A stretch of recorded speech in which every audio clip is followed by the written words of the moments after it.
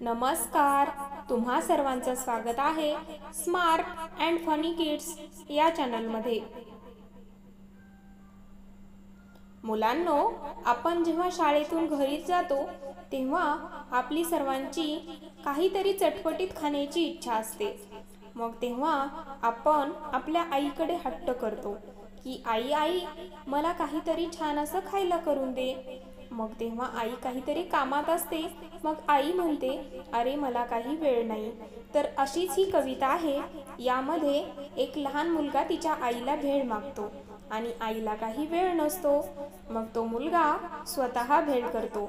त्याचंच वर्णन या कवितेमध्ये दिलेलं आहे। तर बालभारती इयत्ता 2री मधील भेळ ही कविता आपण ऐकूयात। या कवितेच्या कवयित्री आहेत मंदाकिनी गोडसे। आई कर ना ग भेळ, छे रे बाबा मला नाही वेळ। आई कर ना ग भेळ, छे रे बाबा मला नाही वेळ। एवढे कसले नाराज होता, भेळ करू बघता बघता। एवढे कसले नाराज होता, भेळ करू बघता बघता। चुरमुरे घ्या कुरकुरीत, शेव पापडी चुरचुरीत। चुरमुरे घ्या कुरकुरीत, शेव पापडी चुरचुरीत। टोमॅटो कांदा कोथिंबीर, अगदी बारीक छान चीर। टोमॅटो कांदा कोथिंबीर, अगदी बारीक छान चीर। पाणी खजूर ओढी चिंच, कालवून चटणी केली मस्त।